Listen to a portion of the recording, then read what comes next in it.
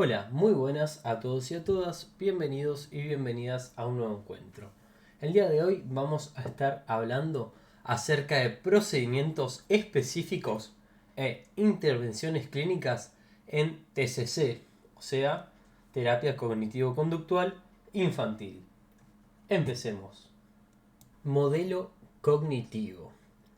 La terapia cognitivo-conductual se interesa por comprender la forma de interpretar los hechos y las experiencias y por identificar y modificar distorsiones o los déficits que se producen durante el transcurso del proceso cognitivo.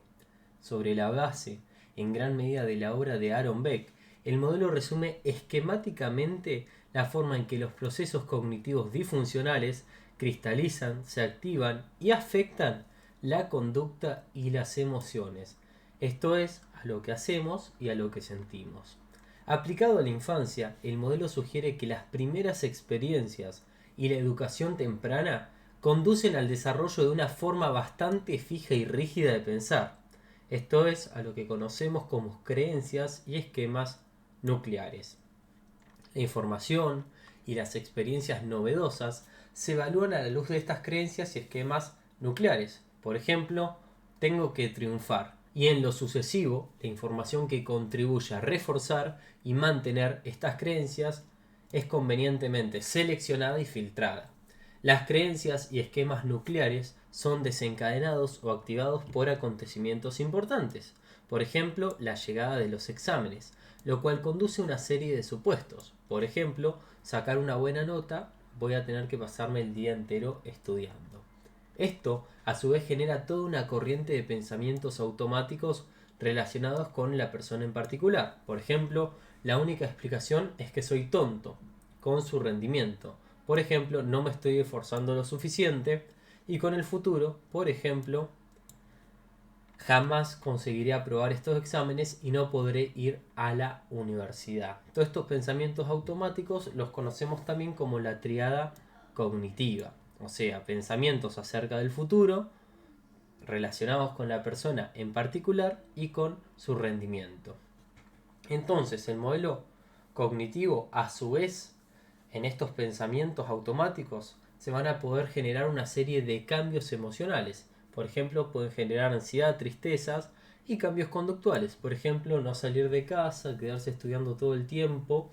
Y hay incluso también cambios somáticos. Por ejemplo, la pérdida del apetito, tener alteraciones de sueño, etc.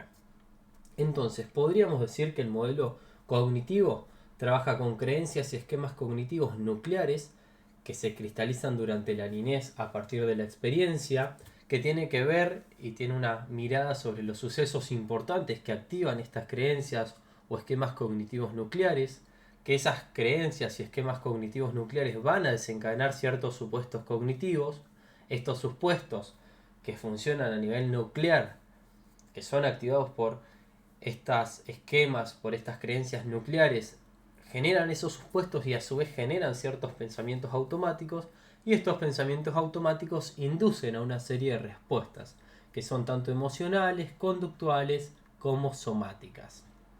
Los déficits cognitivos y las distorsiones cognitivas. La terapia cognitiva considera que la psicopatología es el resultado de determinadas condiciones en el procesamiento cognitivo. Más concretamente, se considera que están asociadas a distorsiones o a sesgos cognitivos. Existe evidencia de la aparición de determinadas distorsiones cognitivas en niños que presentan una serie de dificultades. Se ha comprobado que niños que padecen trastornos de ansiedad perciben erróneamente como amenazantes estímulos que son en sí mismos ambiguos. Estos niños tienden a ser excesivamente concentrados e hipercríticos e informar de niveles de mayor y cada vez mayor de soliloquios internos y expectativas negativas. De forma similar, los niños agresivos perciben más intenciones agresivas en situaciones que en realidad son ambiguas o neutras y selectivamente prestan atención a un menor número de pistas o de indicaciones a la hora de decir cuál puede ser la intención subyacente de la conducta del otro. Se ha comprobado que los niños deprimidos realizan más atribuciones negativas que los niños que no están deprimidos, y es más probable que atribuyan a la aparición de acontecimientos negativos a causas estables e internas y los acontecimientos positivos a causas eventuales y externas. Estos niños tienen unas percepciones distorsionadas de su propio rendimiento y de forma selectiva prestan más atención a los aspectos negativos de los acontecimientos. Las intervenciones psicoterapéuticas dirigidas al tratamiento de las distorsiones cognitivas tienen por objeto aumentar la conciencia del niño respecto de sus cogniciones, creencias y esquemas disfuncionales e irracionales, y a su vez facilitar su comprensión respecto de los efectos de dichas cogniciones sobre la conducta y las emociones. Los distintos programas de intervención suelen incluir alguna modalidad de autosupervisión, que se conoce como automonitoreo o self-monitoring, identificación de cogniciones desadaptativas, comprobación de pensamientos y reestructuración cognitiva.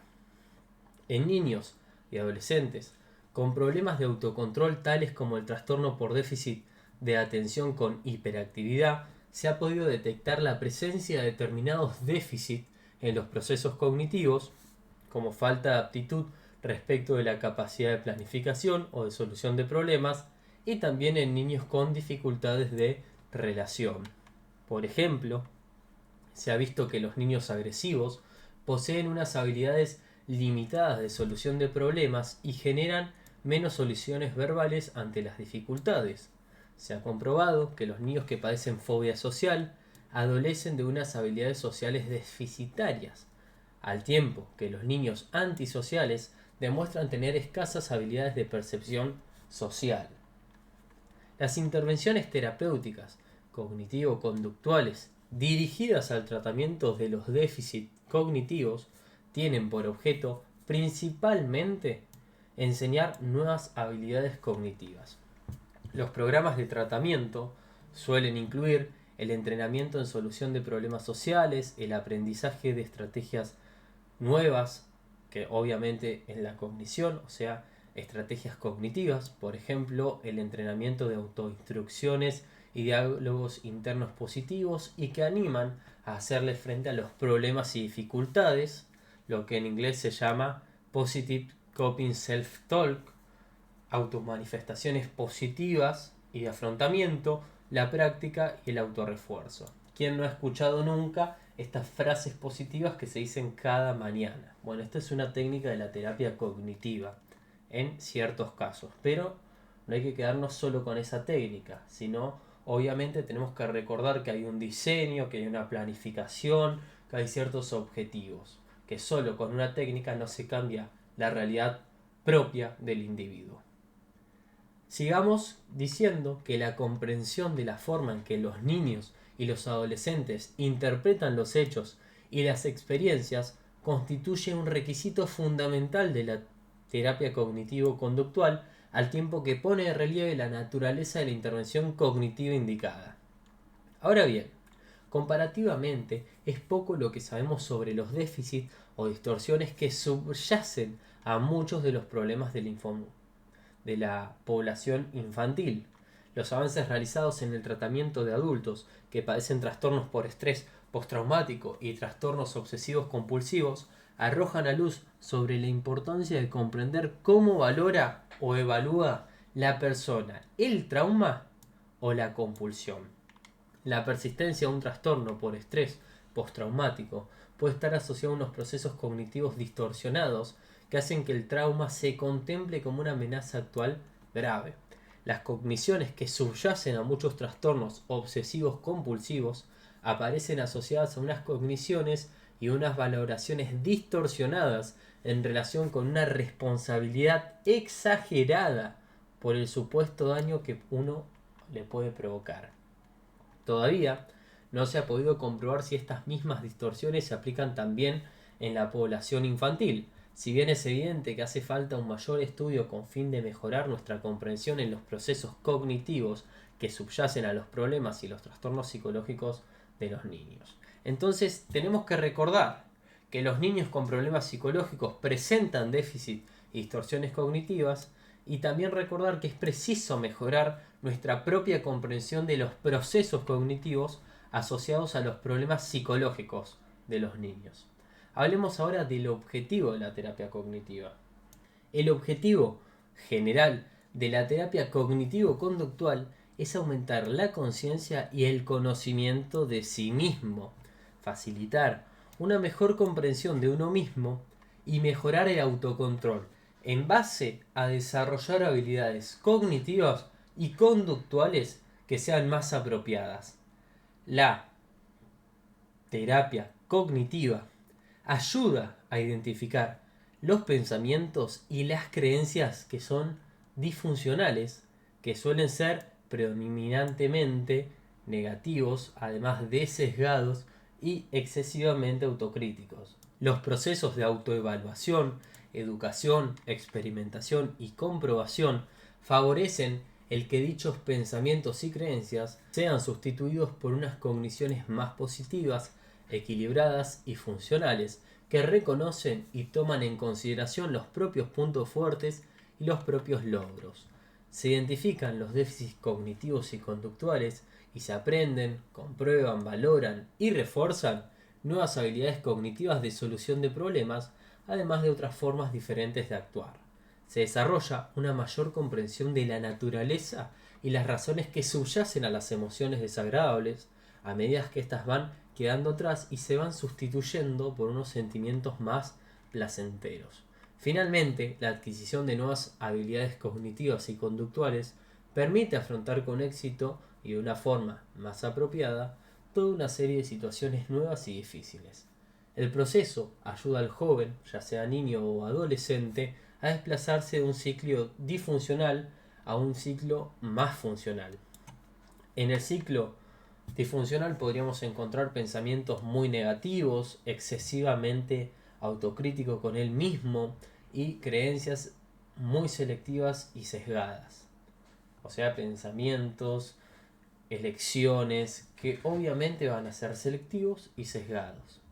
Por otro lado, el ciclo funcional va a estar representado por pensamientos más positivos, donde se van a reconocer a sí mismos y van a admitir los logros, va a ser una persona más equilibrada, va a tener pensamientos y creencias más equilibradas, incluyendo también ese reconocimiento propio de sus puntos fuertes, o sea, de sus fortalezas. Hablemos ahora del modelo de trabajo, formación y psicoeducación. Vamos a hablar de la comprensión que tenemos acerca de la relación entre los pensamientos, los sentimientos y la conducta. Primero que nada, vamos a diferenciar conducta de emociones. Las conductas son observación y registro de habilidades, identificar el vínculo existente entre las actividades, los pensamientos y los sentimientos, identificar los reforzadores que mantienen las conductas, planificar metas, o sea, como le dicen en inglés, goals, identificar las metas y aliarse con ellas, formular objetivos intermedios, practicar las tareas asignadas, elevar la presencia de actividades que les sean agradables al individuo, revisar y reprogramar la agenda de actividades y experimentar nuevas conductas, o sea, lo que se conoce como experimentos conductuales. Por el lado de las emociones, vamos a trabajar la educación emocional, aprender a distinguir las fases y las emociones que son nucleares, aprender también a identificar los correspondientes síntomas fisiológicos, aprender autoobservación y registro de esas emociones, poder vincular los sentimientos con los pensamientos y la conducta, servirse de escalas para poder validar esa intensidad, identificarla, darle un valor de qué tan intensa es la emoción y de esas distintas emociones. También vamos a trabajar en el autodominio emocional y aprender nuevas habilidades. Por ejemplo, relajación para el manejo de la agresividad.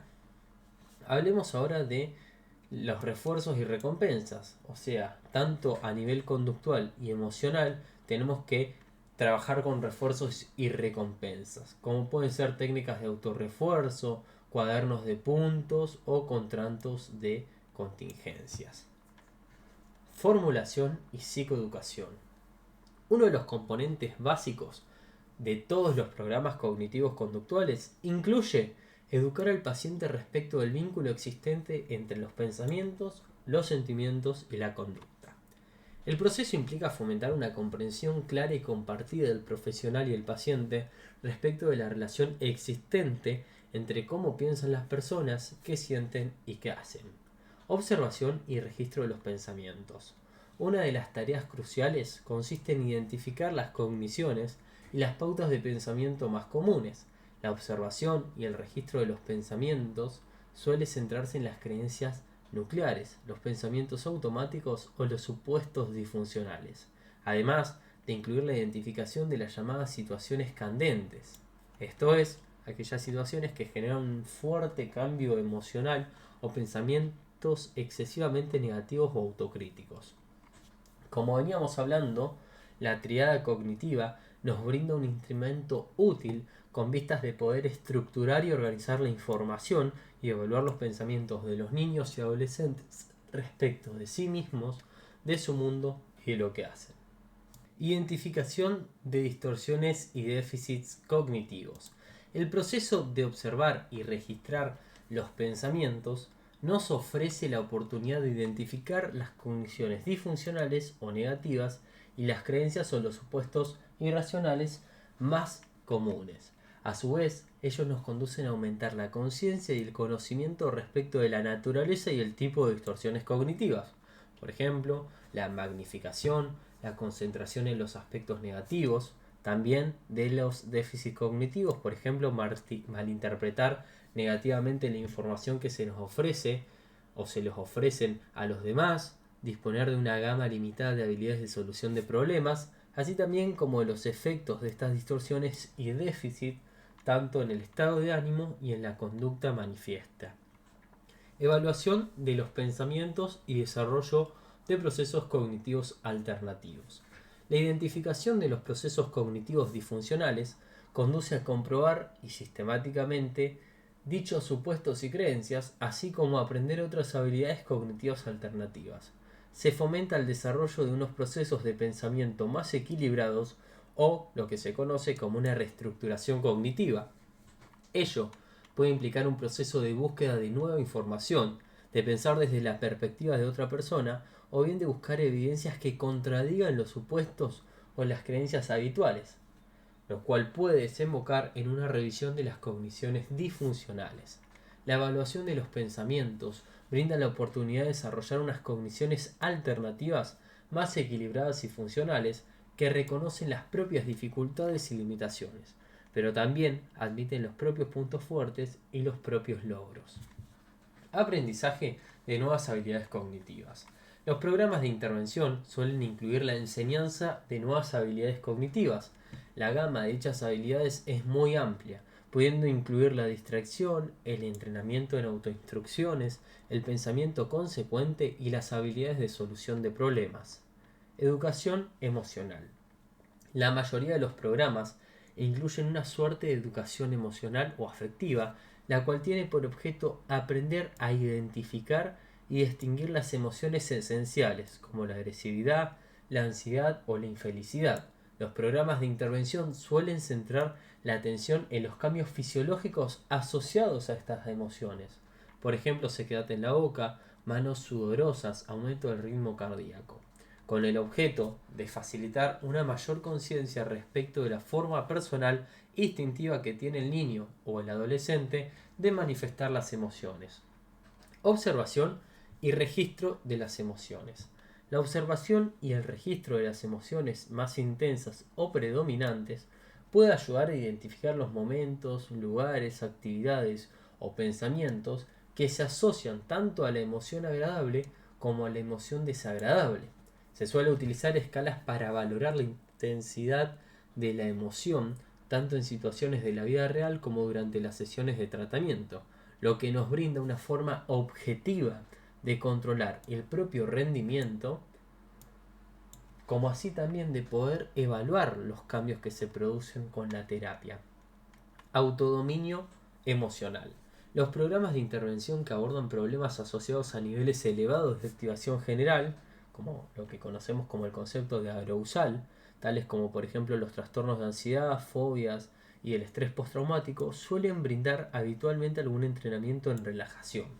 Esto puede incluir técnicas como la relajación muscular progresiva, el control de la respiración o de las imágenes relajantes. El aumento de la conciencia respecto del estilo emocional único propio del individuo en cuestión puede contribuir a conseguir algunas estrategias preventivas. Por ejemplo, la conciencia respecto de lo que contribuye al desarrollo de la agresividad le puede permitir al joven detener la progresión emocional en un nivel más precoz y de este modo prevenir los posibles arrebatos agresivos o explosiones de cólera. Establecimiento de objetivos y reprogramación de actividades. El establecimiento de objetivos forma parte inherente de todos los programas de intervención cognitivo-conductuales.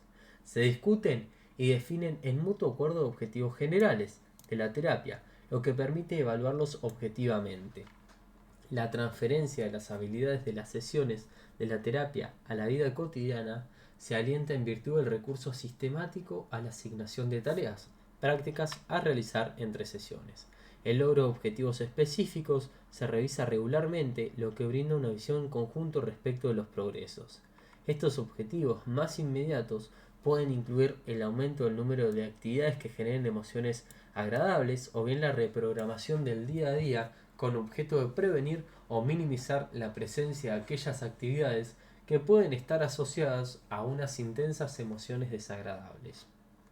Hablemos ahora de la terapia cognitivo-conductual con niños menores de 12 años. La terapia cognitivo-conductual, o TCC, requiere tener la capacidad de identificar, cuestionar y generar sistemáticamente una forma alternativa de pensar. El proceso en cuestión implica cierto grado de madurez y de una complejidad cognitiva y requiere tener la capacidad de realizar tareas abstractas, tales como contemplar los hechos desde diferentes perspectivas o bien concebir atribuciones alternativas. La cuestión de hasta qué punto los niños pequeños poseen el nivel de madurez cognitiva necesario para poder pensar acerca del pensamiento es algo que está debatiéndose hace tiempo y se sigue debatiendo. Si bien este debate, como digo, continúa, la TCC se aplica con frecuencia a niños pequeños. La revisión de 101 estudios de tratamiento cognitivos conductuales desveló que el 79% de los mismos incluía a niños menores de 10 años. La TCC se ha aplicado con éxito a niños menores de 7 años que presentaban una amplia gama de problemas, desde encómpresis, eneuresis, ausentismo escolar, dolores abdominales, trastornos de ansiedad generalizados, fobias, abusos sexuales y hasta problemas de conducta en niveles preescolares. Todo esto fue demostrado científicamente.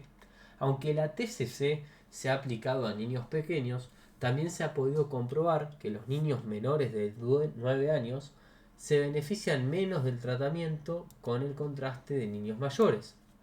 El metaanálisis de la terapia cognitivo-conductual aplicada a niños menores de 13 años concluye que, si bien los niños de todas las edades se benefician de la TCC, los niños más pequeños obtuvieron menos beneficios. Ahora bien, no queda claro si el problema es que los niños más pequeños no eran suficientemente maduros a nivel cognitivo como para poder llevar a cabo las tareas asociadas a la TCC, o bien que el programa de intervención no estaba convenientemente ajustado y adaptado al nivel adecuado. Son pocos los estudios que hablan de las modificaciones introducidas en los programas de intervención con objeto de adaptarlo a los niños más pequeños. El adaptar y ajustar los conceptos y las técnicas de la TCC al nivel evolutivo propio del niño podría contribuir a superar algunas de las dificultades que venimos mencionando. Si bien la TCC puede ser sofisticada y hasta compleja, muchas de las tareas que incluye requieren tener la capacidad de razonar eficazmente a propósito de cuestiones y dificultades concretas y no tanto en la relación con una modalidad de pensamiento más bien conceptual y abstracto. El nivel de las operaciones concretas dentro del desarrollo cognitivo, al cual se accede habitualmente durante la latencia, estamos hablando del periodo de los 7 a los 12 años aproximadamente, es más que suficiente para realizar la mayoría de las principales tareas que incluye la terapia cognitivo-conductual. Pero tampoco es imprescindible adaptar los materiales al nivel adecuado.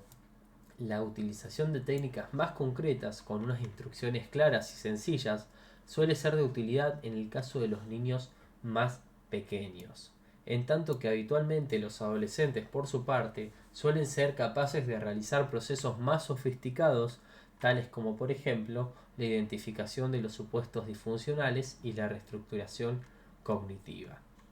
La dificultad a la hora de trabajar con niños más pequeños estriba en cómo traducir estos conceptos abstractos a ejemplos y metáforas que les sean sencillas, concretas y comprensibles, extraídos de esa vida cotidiana particular del pequeño. La TCC tiene que llegar a ser divertida, interesante, atractiva, además de incluir materiales y conceptos correspondientes a la edad del infante. Ronen brindó algunas sugerencias respecto de cómo se podían transmitir a los niños a través del juego conceptos tales como los pensamientos automáticos. Esto es, hacer algo sin pensarlo, y los pensamientos mediatizados, a saber, una disposición o una orden que el cerebro comunica al cuerpo. Los pensamientos mediatizados aparecían descritos dentro de un juego con figuritas de soldados como el comandante, que es el cerebro, análogamente, enviando órdenes a sus soldados, o sea, análogamente al cuerpo. De forma similar, los pensamientos automáticos se explicaban durante el transcurso de una sesión dedicada a dibujar un río y en la que el río podía ir donde él quisiera, o sea, los pensamientos automáticos, o bien que había la posibilidad de modificar el curso del río y hacer que fuera donde quisiera el niño. Acá los pensamientos mediatizados. Las metáforas pueden ser de utilidad al ofrecer la posibilidad de describir y comprender los conceptos abstractos en términos concretos. Por ejemplo, un niño agresivo se le puede ayudar a pensar en su agresividad como si fuera un volcán que cada vez más hasta que hace erupción. Pensar en estos términos puede ayudarle al niño a analizar la forma de tener el volcán para que la erupción no llegue a la cima. De forma similar, se puede utilizar la metáfora de un cassette sonando en la cabeza del niño para describir los pensamientos automáticos, o bien se puede utilizar la metáfora de una cinta de video para ayudarle al niño a comprender las imágenes interferentes, involuntarias y molestas. Metáforas como estas pueden llevar a desarrollar posibles estrategias de autocontrol. Se le puede ayudar al niño a considerar posibles formas de controlar sus pensamientos automáticos o sus imágenes interferentes apagando el video. Se ha utilizado la imaginación con niños de edades tan pequeñas como los 5 años, con los que se utilizó el método de las imágenes emotivas desarrollado por Lazarus y Abramovitz, con objeto de ayudarles a vencer la fobia a la oscuridad. Las imágenes positivas de afrontamiento se utilizan como una posible forma de facilitar el desarrollo de un intenso bienestar emocional que contrarresta las reacciones emocionales desagradables tales como la ansiedad o la agresividad. Siguiendo la línea de Jackson y King, se sirvieron de la imagen de Batman para ayudarle a un muchacho a vencer el miedo a la oscuridad. De forma similar, se pueden utilizar imágenes con niños más grandes, en cuyo caso una imagen extraída de los cómics, por ejemplo, una persona llevando un sombrero ridículo, podría ayudarle a neutralizar los sentimientos agresivos suscitados por las burlas. Para poder ser eficaces, las imágenes positivas de afrontamiento tienen que ajustarse a la realidad del niño, además de sumarse a intereses y fantasías que ya existan. Evaluación de las habilidades básicas necesarias para poder beneficiarse de la terapia cognitivo-conductual. Todavía no han sido definidas las habilidades cognitivas esenciales necesarias para poder beneficiarse de una terapia cognitivo-conductual. A nivel elemental, el niño necesita tener la capacidad de acceder a los pensamientos y de poder comunicarlos. Adicionalmente, Doer ha identificado otras 3 habilidades esenciales más a saber: la capacidad de concebir atribuciones alternativas en relación con los hechos y los acontecimientos, la conciencia y el conocimiento de las diferentes emociones y la capacidad de relacionar y vincular los pensamientos y los sentimientos en distintas situaciones, acceder a los propios pensamientos y poder comunicarlos. Preguntar directamente, hábleme de lo que está pensando. Las entrevistas pueden brindar una muy buena forma de información en su relación con los pensamientos y los soliloquios internos del niño. Se ha sugerido que durante la entrevista los niños de edades tan limitada como los 3 años son perfectamente capaces de brindar información acerca de sus pensamientos. Al nivel más sencillo, es posible acceder a dicha información pidiéndole sin más al niño que nos hable de lo que está pensando o de qué pensamientos rondan por su cabeza la primera vez que vino a vernos. Algunos niños son capaces de identificar y expresar una amplia gama de pensamientos relacionados con la triada cognitiva. Cabe la posibilidad de que comuniquen pensamientos relacionados con la percepción que tienen respecto de sí mismos. Por ejemplo, me siento tonto hablando con usted. Seguramente pensará que soy idiota por dejar que esas cosas me afecten tanto. Respecto también de lo injusta que puede ser la vida y el mundo. Por ejemplo, teníamos que entrenar en fútbol y me lo perdí porque tuve que venir acá. El problema es de mi mamá. Vos tenés que hablar con ella y no conmigo. Esos son ejemplos. O bien también respecto del futuro. Por ejemplo, para mí no tiene ningún sentido venir acá. No me vas a cambiar nada. Ahora bien, otros niños responden a este tipo de preguntas directas con comentarios como por ejemplo no lo sé o no pensaba en nada en concreto. Esto significa o no significa necesariamente que el niño en cuestión no sea capaz de acceder a sus pensamientos, sino que, antes bien, sugiere la necesidad de probar con un enfoque alternativo, más bien indirecto. Hablemos del enfoque indirecto. Por ejemplo, háblame de un problema que hayas tenido recientemente. A los niños más pequeños les va a resultar probablemente más fácil pensar en una situación difícil que hayan vivido hace poco. Podemos ayudarles a describirla o dibujarla, y mientras hablan o dibujan, advertir si son capaces de ofrecer una descripción de lo que sucedió junto con algunos de los pensamientos o de sus atribuciones en relación con los hechos. Incitar a los niños a comunicar sus pensamientos a propósito de una determinada situación, como por ejemplo antes, durante o inmediatamente después de algún hecho en concreto, puede brindarnos una estructura muy útil que nos permita ayudarles a identificar sus soliloquios internos. En otras ocasiones, el hecho de indagar y guiarle contacto durante la entrevista puede ayudar al niño a acceder a esos pensamientos. ¿Qué crees que podría estar pensando la otra persona? Los niños más pequeños pueden tener dificultades a la hora de acceder a sus cogniciones y de describirlas, pero tal vez sean capaces de hablar de lo que otros puedan estar pensando. Podemos servirnos de muñecos y de juegos con objetos de recrear y escenificar la situación difícil que vivió el niño, y durante el transcurso del juego le podemos pedir al niño que nos enseñe o que nos diga lo que los muñecos podrían estar pensando. Un procedimiento alternativo y más estructurado consiste en ofrecerle al niño una serie de opciones de entre las cuales tiene que elegir una.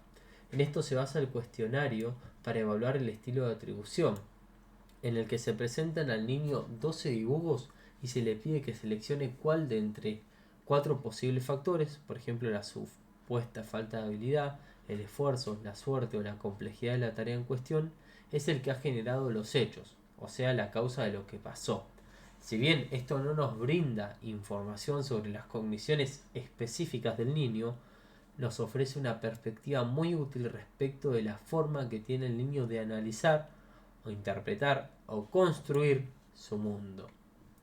Por ejemplo, podemos usar los globos tipo cómic correspondiente a los pensamientos. Un enfoque alternativo no verbal consiste en mostrarle al niño algunas viñetas o dibujos y pedirle que sugiera lo que podrían estar pensando las distintas personas o personajes implicados. Este enfoque ha sido recomendado por Kendall y Chansky y se incluye en el programa del gato que debe salir adelante.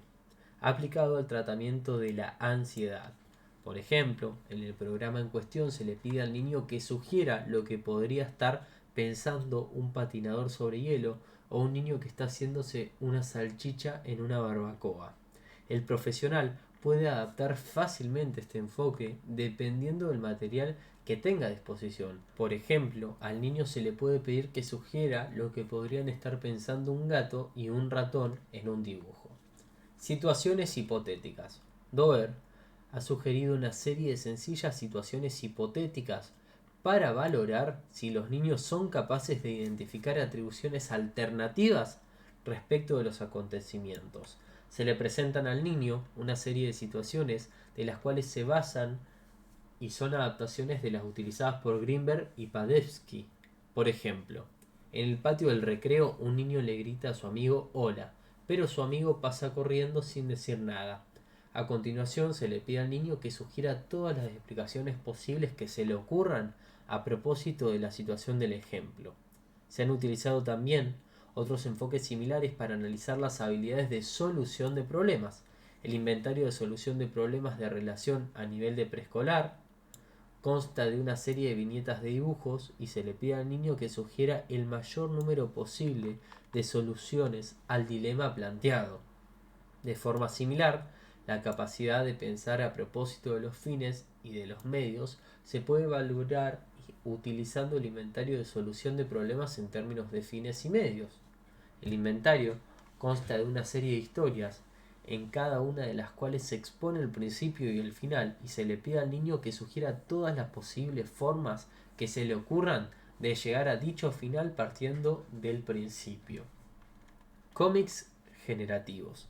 Al niño se le puede mostrar una serie de dibujos o viñetas y a continuación pedirle que dibuje o escriba todas las ideas que se le ocurran respecto de qué puede estar pensando uno de los personajes en concreto. En el dibujo que aparece más abajo, que no lo van a estar viendo ahora, al niño se le puede pedir que rellene los bocadillos que representan los pensamientos, dibujando o escribiendo lo que puede estar pensando la persona que lleva el paquete. Juegos de marionetas, escenificaciones con muñecos. Se puede representar o escenificar una situación difícil. Esto ya lo hacía Moreno con el psicodrama. Y durante el transcurso de la escenificación se le puede animar al niño a sugerir lo que cada uno de los restantes muñecos o juguetes puede estar pensando en relación con lo que ha pasado. Conviene tener en cuenta la edad del niño, dado que, como subrayan Salmon y Brian, a los niños de edad preescolar les cuesta utilizar una muñeca o un muñeco para representarse a sí mismo. Le cuesta comprender que la muñeca o el muñeco puede ser indistintamente un objeto, o sea, un juguete, y a la vez un símbolo, una representación de ellos mismos. Conciencia y conocimiento de las propias emociones. Uno de los elementos esenciales de muchos de los programas de tratamiento cognitivo-conductual es la educación emocional, la cual pretende ayudar a los niños a tomar conciencia de los diferentes sentimientos y ser capaces de distinguirlo.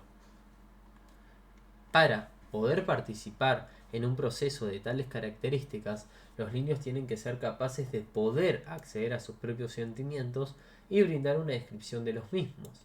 Ahora bien, no está clara la cuestión de hasta qué punto esto puede ser prerequisito para poder beneficiarse de la TCC o bien un objetivo a desarrollar durante la propia terapia. Son muchos y diferentes los materiales que disponemos con objeto de ayudar a los niños a identificar y expresar sus emociones a través de las escenificaciones, los juegos y el dibujo. Puede que los niños más pequeños no necesariamente sean capaces de describir verbalmente sus sentimientos, pero tal vez puedan dibujarlos. De forma similar, puede que nos hablen únicamente un solo y único sentimiento, por ejemplo, estar enojado. Si bien a base de indagar con tacto tal vez pueda salir a la luz que existe un enfado agresivo, un enfado triste o incluso un enfado asustado. También se puede utilizar los acertijos y los juegos para valorar si el niño es capaz de identificar lo que siente otra persona. Al niño se le puede mostrar imágenes de personas con diferentes estados emocionales y pedirle que identifique qué es lo que podrían estar sintiendo de entre una lista de emociones. De forma similar, el profesional puede significar diferentes emociones y pedirle al niño que sugiera un nombre para cada uno de los sentimientos en cuestión. Pensamientos, sentimientos y acontecimientos. Una vez más, el uso de los acertijos y las adivinanzas nos permite identificar si el niño da señales de tener una conciencia y un conocimiento de las diferentes emociones en distintas situaciones. Por ejemplo, al niño se le pueden mostrar o bien se pueden escribir una serie de tarjetas con distintos sentimientos, por ejemplo asustado, feliz, enojado, y pedirle que coloque la tarjeta que mejor describa lo que siente en relación con diferentes situaciones. Por ejemplo, primer día del colegio, jugar con mi mejor amigo, cuando me retan, etc. De forma similar, se le puede pedir que clasifique distintos sentimientos en relación con toda una serie de diferentes pensamientos. Por ejemplo, tengo la impresión de lo que voy a hacer lo voy a hacer mal. Me parece que jugué bien. Creo que mis amigos se van a burlar de mí. Otra posible alternativa sería escenificar esto mismo utilizando muñecos o marionetas, y los niños tendrían que describir qué podría estar sintiendo el muñeco en distintas situaciones. Por ejemplo, el caso de que se burlaran de él o si lo invitaran a la fiesta del cumpleaños de su amigo. Para poder beneficiarse de una terapia cognitivo-conductual, el niño entonces debe ser capaz de realizar tareas como acceder a sus propios pensamientos y comunicarlos, concebir atribuciones alternativas respecto de los acontecimientos, tener conocimiento y ser conscientes de sus diferentes emociones y poder relacionar y vincular pensamientos, sentimientos y hechos. Estas capacidades pueden evaluarse sirviéndose de una serie de medios apropiados a las distintas edades, incluyendo juegos, acertijos, muñecos, dibujos y cómics. La terapia cognitivo-conductual aplicada a adolescentes. Para utilizar la terapia cognitivo-conductual con adolescentes, es preciso revisar una serie de cuestiones evolutivas o de desarrollo que podrán ejercer un impacto sobre el proceso terapéutico.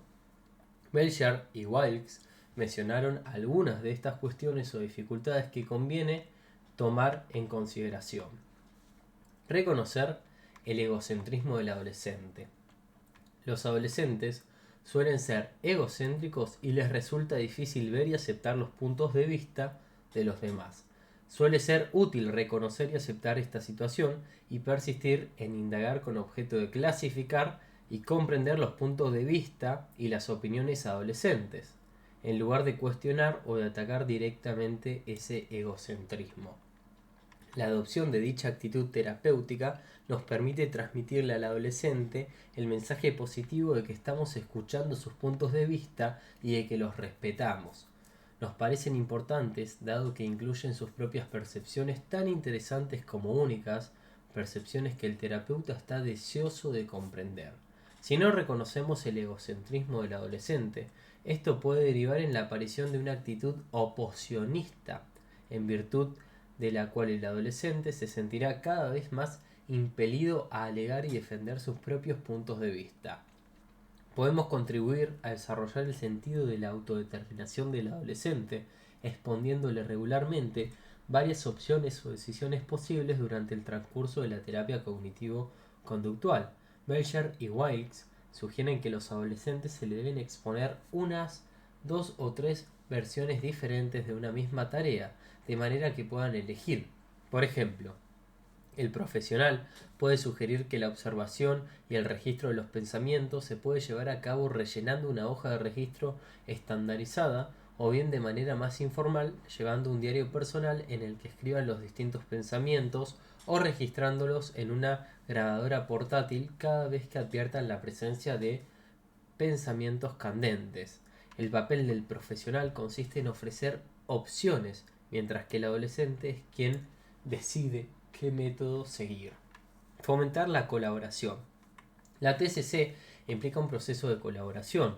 Si bien los niños y los adolescentes suelen estar en una posición entre comillas inferior en relación con el profesional adulto, es preciso reconocer la diferencia de poder y de estatus entre el joven y el profesional y desplegar un esfuerzo consciente por fomentar una relación más igualitaria. El profesional tiene que transmitir la sensación de estar dispuesto de buen grado a trabajar con el adolescente para ayudarle a superar los problemas que éste haya identificado como importantes. El profesional es en este caso un educador y un facilitador que ofrece un marco de trabajo dentro del cual el joven puede analizar, comprender e identificar nuevas formas de pensar y de actuar. El proceso de colaboración alienta al joven a reflexionar acerca de sus problemas y dificultades con objeto de descubrir posibles soluciones. El joven desempeña, pues, un papel crucial en el establecimiento de los objetivos y la toma de decisiones. Y el profesional puede llevar todavía más lejos este modelo colaborador, haciendo a veces de abogado y como tal transmitiendo las opiniones y los puntos de vista adolescentes a otras figuras de autoridad importante. Fomentar la objetividad. Si bien el profesional puede eventualmente hacer las veces del abogado del joven, también es importante mantener una actitud objetiva. Los adolescentes son egocéntricos, suelen aferrarse a sus opiniones y les resulta difícil tomar en consideración las perspectivas de los demás. Esto puede conducir a que el joven coaccione al profesional para que coincida con él o corrobore sus opiniones subjetivas. El profesional debe mantener la objetividad y fomentar un modelo de empirismo colaborador en virtud del cual se aliente al joven a comprobar esos propios puntos de vista y encontrar una posible evidencia que los apoye o los contradiga. El profesional es quien brinda la estructura dentro de la cual el joven pone a prueba y evalúa sus propios supuestos, creencias y pensamientos. Dado que las distorsiones cognitivas se encuentran en la base de muchos problemas psicológicos, es posible que el adolescente interprete sesgadamente los resultados de sus comprobaciones.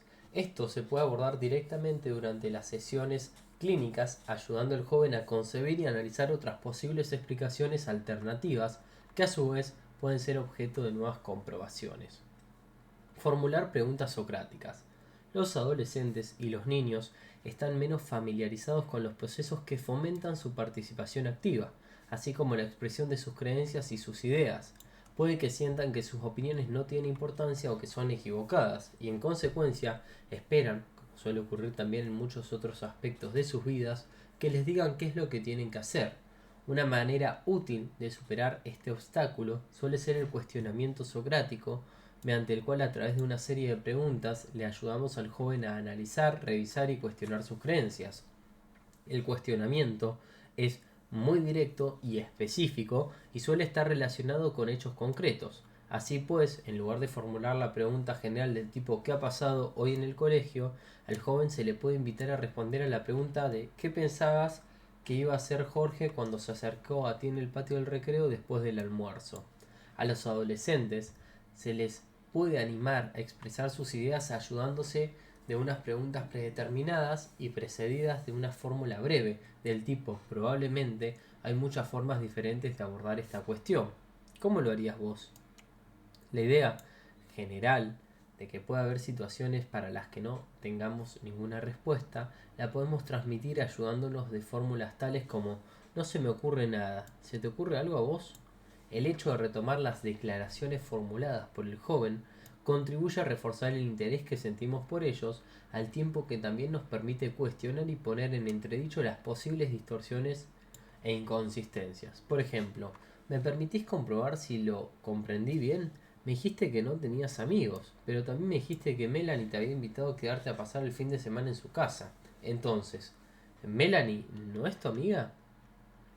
Cuestionar el pensamiento dicotómico. Los razonamientos del tipo todo o nada son muy habituales en los adolescentes y suelen aparecer reflejados a través de las oscilaciones espectaculares que podemos encontrarnos de una sesión a la siguiente. En un primer momento el adolescente en cuestión puede dar muestras de estar deprimido o angustiado, pero en la siguiente sesión puede venir contento o relajado. Estas oscilaciones espectaculares suelen confundir a los profesionales y hacerles dudar de la necesidad de proseguir con la terapia cognitivo-conductual. Si bien se pueden alcanzar mejorías importantes y duraderas con niños y adolescentes a través de un número comparativamente reducido de sesiones, hay veces en la que la aparente recuperación demuestra tener una vida muy corta y resulta ser más un reflejo del pensamiento dicotómico del adolescente. Las escalas de valoración constituyen una forma útil de cuestionar el pensamiento dicotómico, además de ayudar al adolescente a reconocer que existe toda una amplia gama de posibilidades intermedias sobre sus dos puntos de referencia extremos. Esto puede requerir un alto nivel de educación e implica que el joven clasifique o ordene una serie de hechos en relación con un determinado factor. Las escalas pueden utilizarse para valorar la intensidad de los sentimientos, el nivel de creencia en los pensamientos, el grado de responsabilidad o culpabilización. Finalmente, Belcher y Wilkes subrayan la importancia que reviste el lenguaje utilizado por el profesional. Preguntar ¿qué estaría bien o mal? Sugiere una categorización dicotómica, en tanto que la inclusión de términos como mejor o peor transmite impresión de un continuum gradual. Implicar e incluir otras personas significativas o importantes. Los adolescentes se desenvuelven dentro del contexto de un complejo sistema social que incluye las influencias significativas de familiares y cuidadores, amigos y centros de enseñanza. Es importante reconocer y poder incluir estas influencias considerándolas pertinentes, dado que con frecuencia los propios adolescentes suelen ser capaces de tomar una decisión respecto de las cosas que los afectan. Por ejemplo, los adolescentes que están practicando estrategias para ayudar a manejar la agresividad dentro del centro de enseñanza, tal vez necesite que sus profesores les permitan salir de clase cada vez que se sientan agresivos. De forma similar, la inclusión de otras figuras importantes, como pueden ser padres, hermanos o amigos, en las sesiones, puede brindar una perspectiva diferente que les ayuda a los jóvenes a poner a prueba y revisar esas propias cogniciones.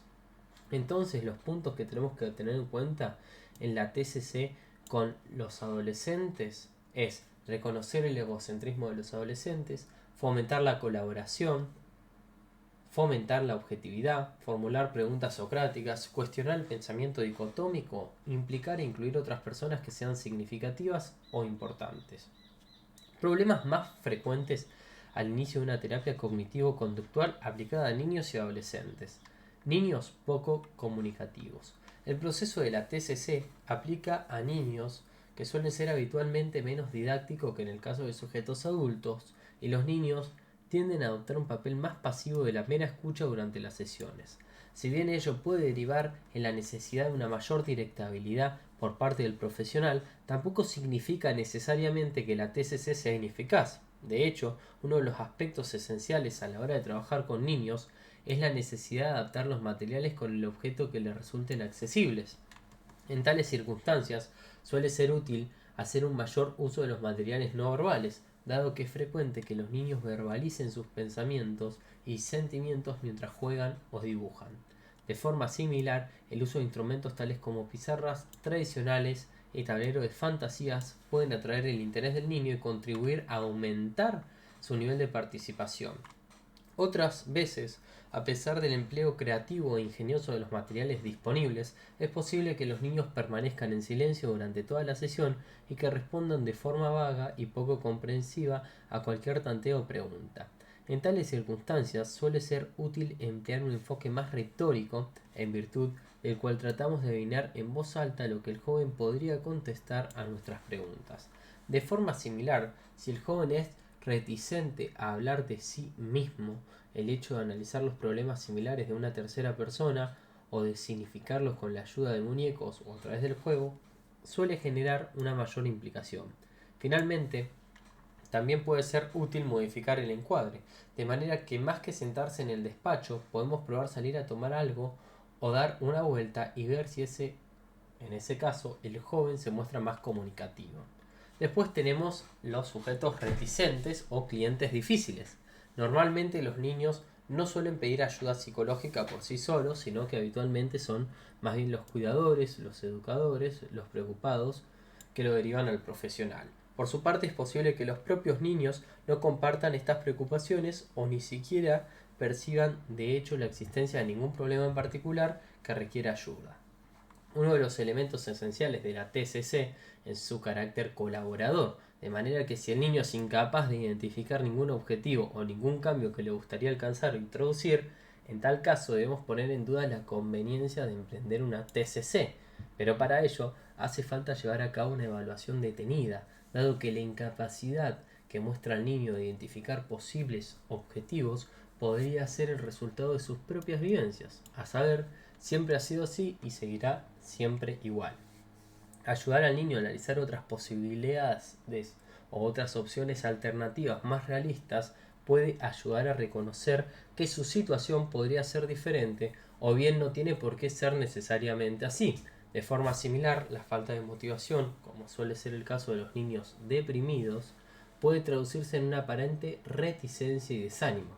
En tales casos podemos servirnos de la entrevista motivacional con el fin de asegurarnos de que el joven va a comprometerse cuanto menos a probar la TCC. La entrevista motivacional, como lo hemos hablado en otros videos del canal que te invito a ver y del podcast, la entrevista motivacional incluye técnicas esenciales que son extraídas del ámbito del counseling: la empatía, la actitud positiva sobre la base de la aceptación, la escucha activa, además de algunas estrategias cognitivos conductuales, como pueden ser la reestructuración positiva con objeto de aumentar el compromiso y la decisión a cambiar. Al niño se le anima a expresar sus propias opiniones y percepciones respecto de los hechos, al tiempo que el profesional escucha selectivamente buscando y reforzando la aparición de posibles indicios de motivación. A continuación, dichos indicios se les devuelven al joven en forma de reflejo para que éste pueda tomar conciencia de ellos. No asumir la responsabilidad respecto a lograr el cambio. Puede que los niños y adolescentes logren identificar algunos problemas y dificultades y también logren identificar algunos objetivos con vistas a un posible cambio, pero no les parece que sean ellos mismos los que tengan la responsabilidad de alcanzarlos.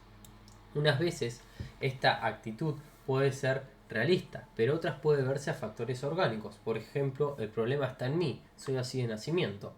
O bien factores externos que parecen estar fuera del ámbito de la posibilidad o la capacidad que tiene el sujeto de cambiar. Por ejemplo, un joven que suele tener problemas en el centro escolar puede atribuirlo a algo externo, como por ejemplo lo que está siendo injustamente elegido como cabeza del turco por los profesores. Por ejemplo, si los profesores no me tuvieran tanta manía, no tendría los problemas que tengo. El profesional debe evaluar si verdaderamente ese es el caso, o bien si es ver el reflejo de una percepción distorsionada o sesgada. Ahora bien, es necesario preparar al joven para que analice cuanto menos su propia contribución personal a dicho estado de las cosas, con objeto de poner a iniciar una TCC, o sea, implicar a los padres. También existe una evidencia cada vez mayor que sugiere que el hecho de implicar a los padres en la TCC aplicada a niños puede generar beneficios adicionales. El papel específico desempeñado por los padres en los tratamientos cognitivos conductuales puede variar, e incluye el de facilitador, coterapeuta y paciente. El cometido principal del facilitador es el de ayudar a transferir las habilidades de las sesiones de terapia al entorno doméstico. Los padres pueden contribuir a evaluar situaciones problema, además de animar y permitirles a sus hijos que practiquen nuevas habilidades y demás tareas en casas.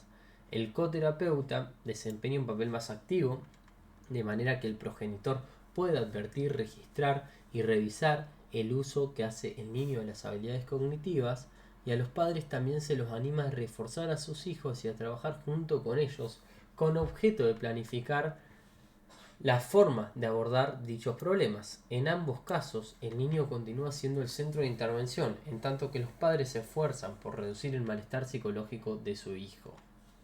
Finalmente, los padres pueden implicarse como pacientes, por propio derecho, aprender también nuevas habilidades, como controlar su propia conducta o bien aprender a afrontar sus propios problemas, por ejemplo, manejar la ansiedad. Este enfoque es el preconocido por Barrett, que escribe un modelo sistémico para animar a los padres e hijos a formar un equipo de expertos. A los padres se les forma para que aprendan a controlar su propia conducta y la manera de abordar sus propias alteraciones emocionales, además de habilidades de comunicación y de solución de problemas. De forma similar, Conan, Dubs y Spence describen un tratamiento que incluye a la TCC centrada en el niño con objeto de abordar la ansiedad de los padres. A los padres se les enseña a reconocer el efecto que ejerce su propia conducta sobre el origen y el mantenimiento de los problemas del hijo, así como la forma de abordar su propia ansiedad. El papel de los padres en el tratamiento y por consiguiente el grado y la naturaleza de su implicancia en el programa de intervención debe ser clarificado y acordado desde un principio. Problemas familiares importantes.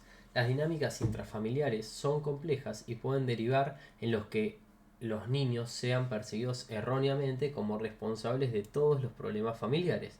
En tales circunstancias, tal vez no sea adecuado iniciar una tesis individual en el caso de no incluir y abordar los problemas familiares más amplios.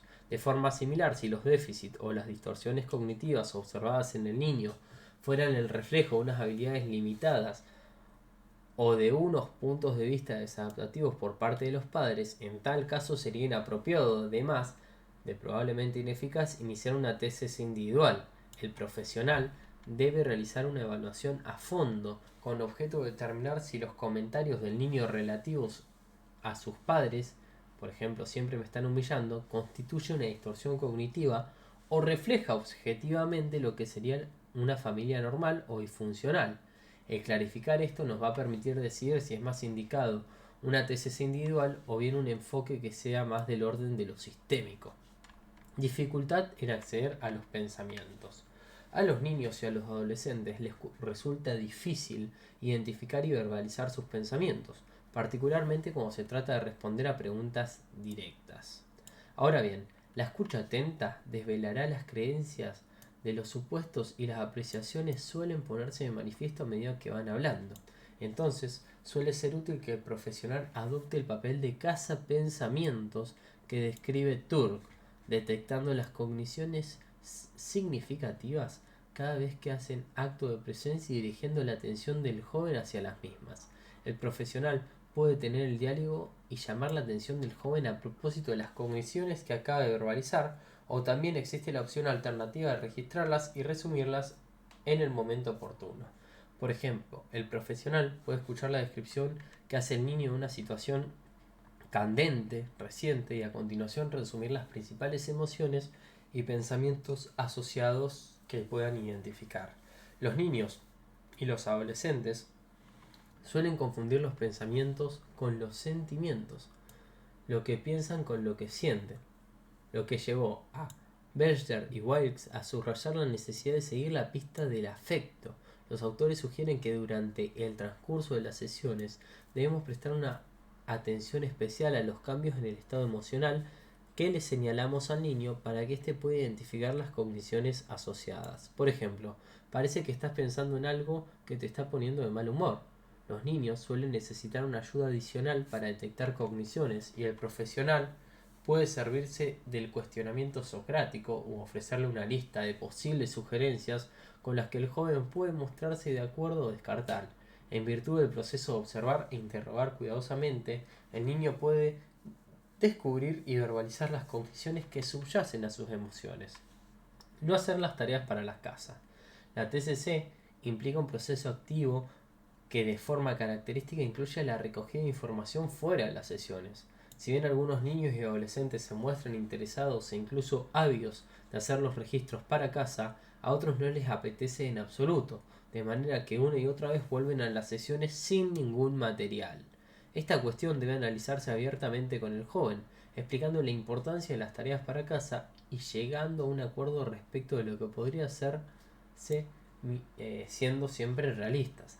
La terminología tiene su importancia y conviene evitar llamar deberes a las tareas a realizar fuera de las sesiones porque dicha expresión puede percibirse de forma negativa. También es importante identificar la manera más apropiada de realizar la tarea. Por ejemplo, los niños pueden mostrarse reticentes a llevar un diario de sus pensamientos, pero puede que les interesen más registros en su ordenador. De forma similar, habrá algunos adolescentes que puedan sentirse más motivados a enviarnos sus pensamientos por mail, mientras que tal vez otros prefieran registrarlos en una grabadora portátil. El hecho de hacer tareas para casa no constituye un prerequisito para poder beneficiarse de una TCC. Cabe la posibilidad de que las experiencias, los pensamientos y los sentimientos de aquellos niños que sean incapaces de hacer autorregistros se puedan valorar no obstante durante el transcurso de las sesiones. Podemos pedirles que nos hablen con detalle de algún problema reciente y a continuación el profesional puede tantear y analizar los pensamientos y sentimientos asociados al hecho en cuestión. Capacidades cognitivas, habilidades verbales limitadas. Se requiere tener un nivel básico de habilidades cognitivas, memorísticas y verbales para poder beneficiarse de una terapia cognitivo-conductual y en consecuencia puede que los niños que tengan problemas evolutivos importantes no sean capaces de implicarse directamente en el proceso.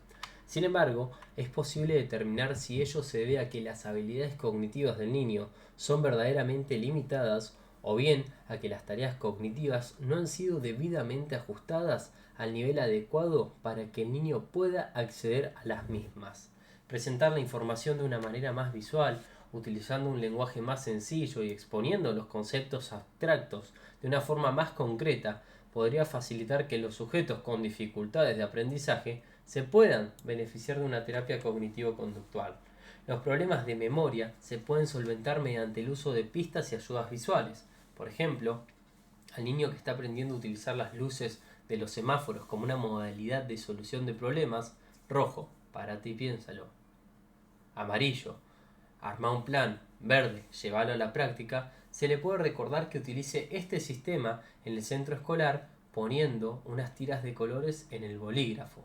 De forma similar, podemos simplificar las tareas incluyendo menos elementos decisivos para facilitar que el niño pueda librarse de aquellas situaciones en las que más bien podría perder los estribos en lugar de aprender un conjunto de respuestas más complejas. Intervenciones breves. Los niños y los adolescentes suelen adoptar una perspectiva a corto plazo y centrada en el problema. De forma característica les interesa abordar los problemas más urgentes e inmediatos en lugar de enzarazarse en una labor de largo plazo. En consecuencia, en el trabajo con niños y adolescentes hay que poner un mayor énfasis en facilitar y desarrollar una serie de habilidades cognitivas de afrontamiento y no tanto en abordar los esquemas o las creencias subyacentes. Normalmente, el interés y la atención recaen menos en las complejidades abstractas, tales como comprender los sutiles matices que existen entre los diferentes tipos de distorsiones cognitivas. En lugar de eso, los niños y adolescentes suelen mostrarse deseosos de poder entender sus dificultades dentro del marco de referencia cognitivo, como aprender ciertas habilidades cognitivas y conductuales que sean más adecuadas y que les permitan hacerle frente. La atención y el interés predominante en los problemas en el aquí y ahora se suele traducir en que la TCC aplicada a niños se lleva a cabo en muchas menos sesiones que en el caso de sujetos adultos. Si bien un cierto número de intervenciones cognitivos conductuales aplicadas a niños hablan de unos programas de tratamiento que incluyen de 16 a 12 sesiones, la experiencia clínica sugiere que muchas de las intervenciones son considerablemente más breves. Es posible lograr un cambio significativo incluso en 6 o menos sesiones, lo que hace que muchos de los profesionales que se sienten perplejos o que incluso que pregunten si de hecho se puede decir que se ha llevado a cabo una TCC. Dicha perplejidad es comprensible. El espectro cognitivo de muchas de las intervenciones cognitivos conductuales es extraordinariamente limitado, quedando muchas veces confinado al desarrollo de una única estrategia cognitiva en particular. Hasta que no se definan los verdaderos elementos esenciales de la terapia cognitivo-conductual, los profesionales van a seguir albergando dudas sobre esas aplicaciones prácticas. Y para cerrar el encuentro de hoy, vamos a decir que los problemas más frecuentes que aparecen al aplicar la terapia cognitivo-conductual a niños y adolescentes son niños pocos comunicativos, sujetos reticentes o clientes difíciles, aquellos que no asumen la responsabilidad respecto de lograr el cambio, el determinar el papel que van a desempeñar los padres, problemas familiares importantes, decidir con quién vamos a aliarnos, dificultades en acceder a los pensamientos, no hacer tareas para casa, capacidades cognitivas y habilidades verbales limitadas y las intervenciones breves. Muchas gracias.